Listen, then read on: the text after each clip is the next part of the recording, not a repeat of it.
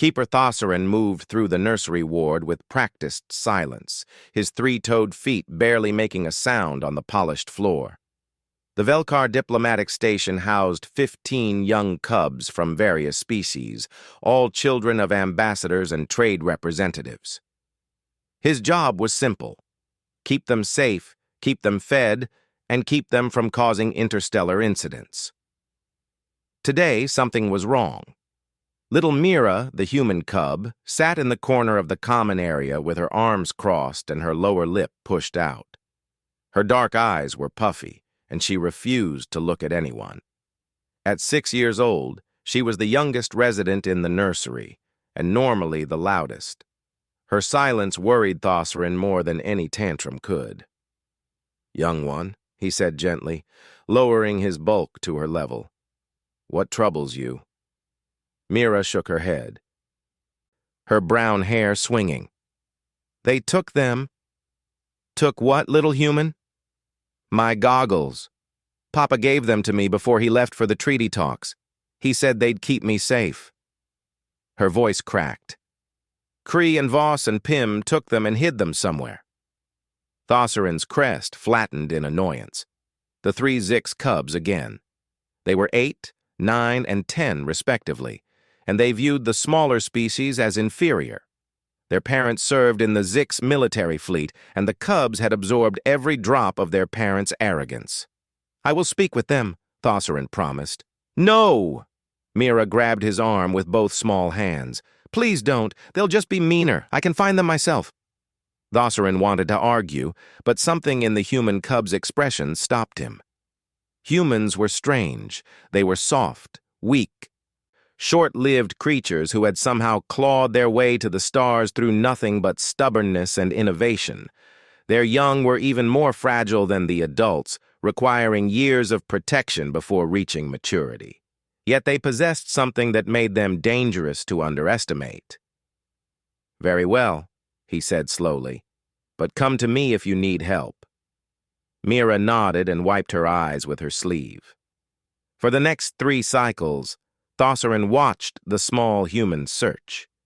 She moved through the nursery ward with determination, checking every compartment, every storage unit, every loose panel.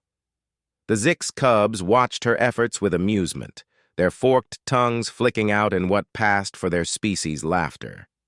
Kree, the eldest, approached Mira during feeding time.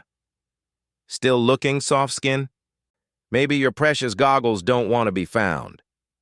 Mira ignored him and continued eating her nutrient paste. Thossarin noted how her hands trembled slightly, but she kept her eyes on her meal. "My father says humans are weak," Voss added, his scales glinting under the lights. "Says you only got into space because you're too stupid to know when to quit." "Sounds like your father talks a lot," Mira said quietly. Pym hissed. "You dare insult a Zix commander?" "I didn't insult anyone. I just said he talks a lot. That's not an insult unless talking a lot is a bad thing." Mira stood up, took her tray to the recycler, and walked away with her head high. Thossarin's crest rose with something like pride. The human cub was small, but she wasn't stupid.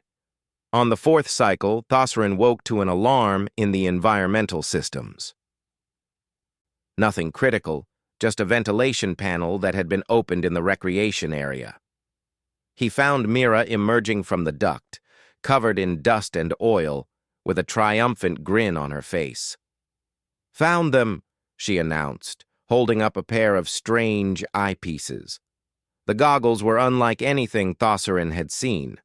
They appeared to be standard human vision protection at first glance, but as he looked closer, he noticed the subtle technology woven into the frames: tiny displays, environmental sensors, a compact processing unit behind each lens. "Those are no ordinary goggles," he observed. Mira nodded enthusiastically. "Papa made them special. He's an engineer. They show me stuff normal eyes can't see, heat and cold and radio waves and all kinds of things. He said if I ever felt scared, I should put them on and remember that humans see the universe differently than everyone else." She cleaned them carefully with her shirt and placed them on her head, not over her eyes, but resting in her hair like a crown. But I'm not going to hide them again. They can't take them if I'm wearing them. Thossarin felt a chill run through his spine ridges. Mira, if the Zix cubs try to take them, they won't, Mira said with unsettling certainty. I fixed something while I was in the vents. Before Thossarin could ask what she meant, the lights in the recreation area flickered.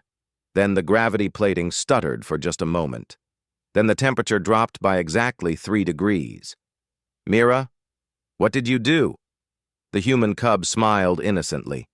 The environmental controls were making a weird noise. I tightened some connections. Did I do something wrong? Over the next cycle, strange things happened in the nursery ward. The Zix cub's favorite sleeping nook became inexplicably cold. The entertainment screens in their quarters kept switching to human children's programming. Their food dispensers started adding extra spice packets to every meal.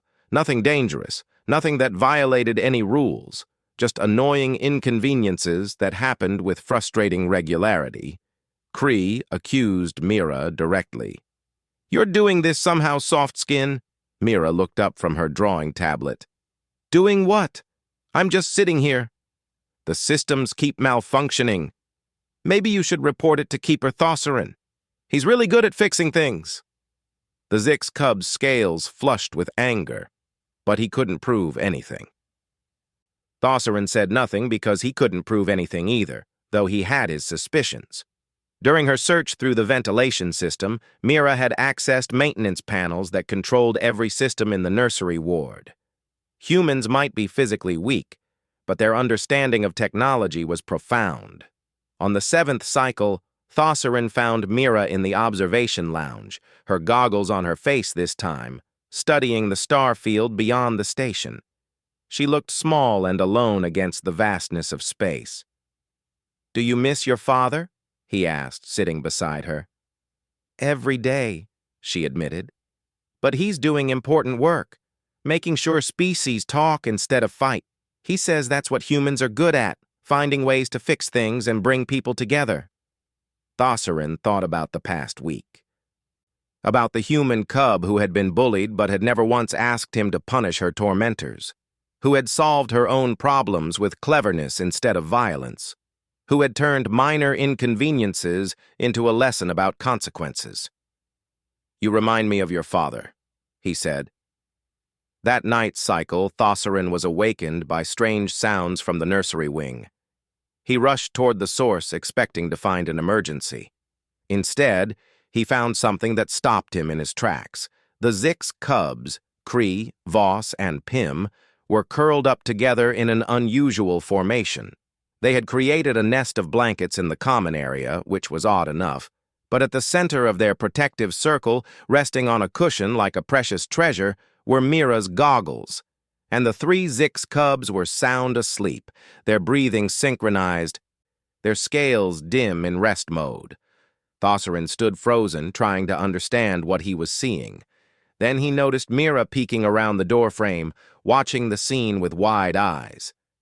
I don't understand, she whispered. I left them in the observation lounge when I went to wash up. How did they get here? The keeper's crest rose in amazement as comprehension dawned. They took them again, but this time not to hide them. Zix cubs create sleeping nests around objects they consider valuable, objects they want to protect. But why? Thossarin thought about the past week. About 3 arrogant young Zix learning that the small human they had tormented was smarter than all of them combined. About discovering that she could have made their lives truly miserable, but had chosen restraint instead. About watching her work alone, never asking for help, never giving up. Zix respected strength above all else, but their definition of strength had just been expanded. Because you taught them something their parents never could, Thossarin said. You showed them that strength comes in many forms, that the smallest person in the room might be the most dangerous, that humans are not weak, just different. Mira moved closer, studying the sleeping cubs.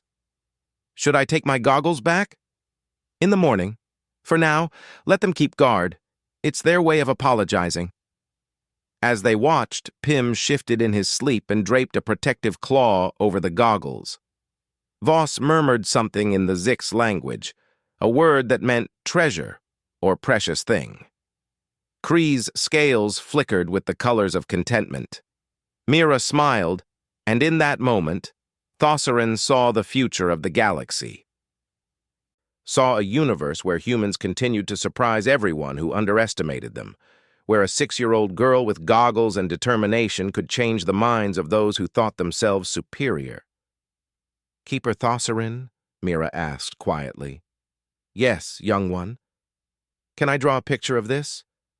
Papa would never believe me if I just told him." "Yes, Mira. I think you should document this moment, for when you're older and doing your father's work, bringing species together, you can remember the day you made your first converts." The human cub grinned, and together they stood watch over the sleeping cubs and the goggles that had started it all. Outside the station, stars wheeled in ancient patterns, and the universe continued its eternal dance. But inside the nursery ward, something small but significant had changed. 3 young Zix had learned that humans were worthy of respect, and 1 small human girl had learned that sometimes the best revenge is showing your enemies why they should have been your friends all along. In the morning, when the cubs woke and found Mira sitting beside them, there was no confrontation. Kree simply picked up the goggles and held them out to her. "We're sorry," he said, the words clearly difficult for a Zix to speak. "We were wrong about humans, about you." Mira took her goggles and put them on her head where they belonged. Then she did something that surprised everyone, including Thossarin. She hugged each of the Zix cubs. They stood rigid with shock at first. Physical affection between species was rare in the station. But slowly, awkwardly, they returned the gesture. "Want to see what these goggles can actually do?" Mira asked, her voice bright with enthusiasm. "They're really cool. Papa added this feature where you can see radio frequencies as colors." The 3 cubs leaned in with genuine interest, and Thossarin quietly withdrew. His job was to keep the young ones safe and prevent interstellar incidents. He had a feeling that particular human cub was going to make his job much easier from now on. And somewhere in the treaty halls, Mira's father continued his negotiations, never knowing that his daughter had just achieved her own diplomatic victory with nothing but goggles, cleverness, and the indomitable human spirit.